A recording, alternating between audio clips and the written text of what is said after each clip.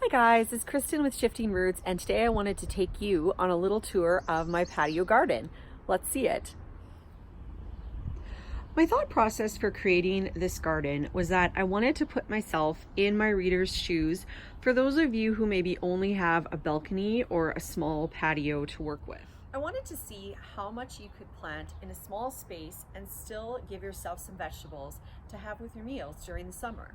So let's get started with the tour. I'll show you around.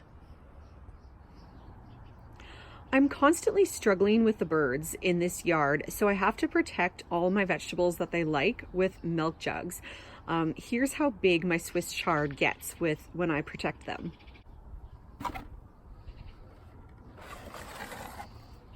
You can see some of the bite marks here from the birds, so it really is necessary.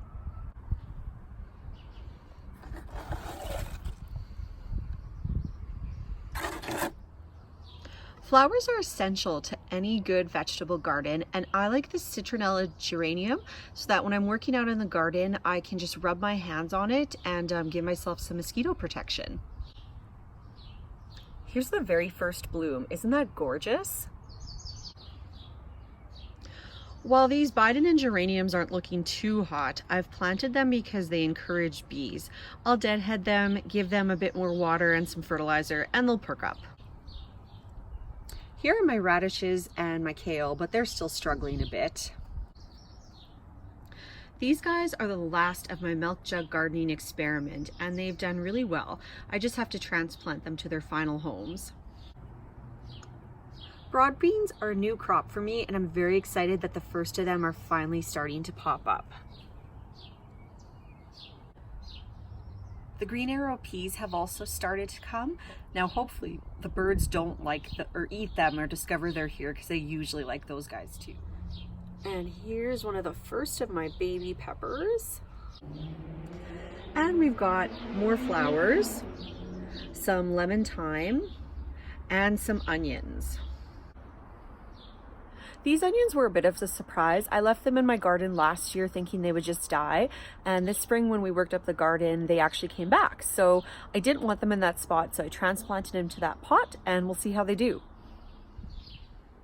I'm really excited about this sitting area. I've planted some sweet peas that I'm hoping are gonna climb up the pallet, that gray box in our garage, and it'll be just a lovely container to give it a little bit of a rustic feel. Over on this side, we have the herb container and then the squash. So I didn't mark it, but one of these is spaghetti squash and one of these is zucchini. So that's my guess. I guess we'll find out when they come. And this pot for color and to encourage the bees. And then we have a tomato I planted. I guess I have to weed here. Some of these I planted some herbs around, so I just sometimes like to let my weeds or herbs grow a little bit more until I'm sure which is which. And we have the same situation going on with this tomato. I planted some basil all around it, but I don't know, I think these guys might be weeds, but I'll just wait a little bit longer. Otherwise, tomato's doing really well. And finally, I have the first of my regular beans. I also have some carrots growing, but I don't think those are carrots that have popped up yet. I think those are weeds.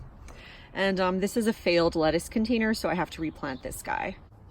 So that's my container vegetable garden in a nutshell.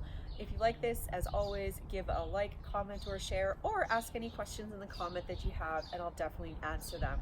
We'll see you next time.